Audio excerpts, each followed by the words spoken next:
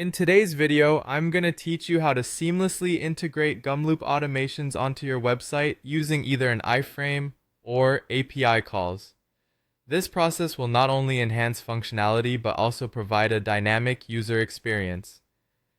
So, let's dive right in. First, let's talk about utilizing the iframe method. This is one of the simplest ways to embed Gumloop automations if you're not looking to write extensive code. You'll want to start by accessing your Gumloop account and navigating to the automation you wish to embed. Within the settings of this automation, you should find an option to generate an iframe code. This code snippet allows you to embed the automation directly into the HTML of your web page. With the iframe code in hand, open up the HTML file of the page where you want the automation to appear. Paste this iframe code in the desired location on your web page. Make sure you double check the dimensions to ensure that it fits well within your page layout. Preview your site to see how the automation looks and functions.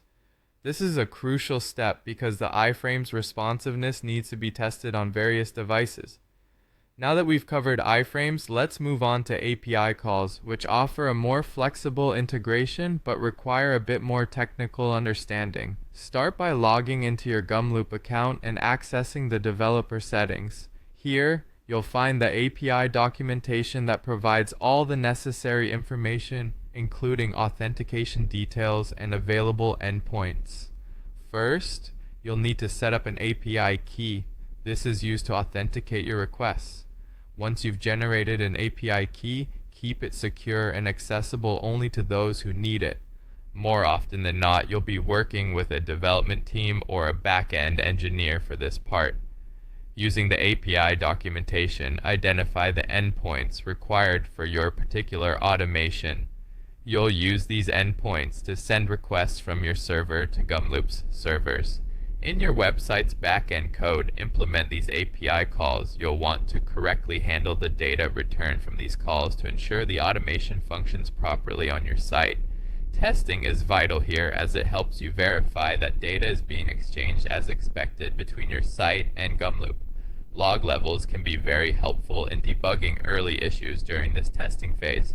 Once you're confident everything is working smoothly, push the changes to your production environment. Finally, whether you've used an iframe or API calls, you should regularly monitor how the automation performs, both technically and with user interactions, to ensure it continues to meet your site's needs as they evolve.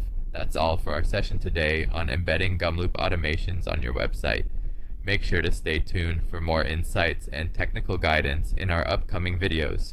Thank you for watching, and happy automating.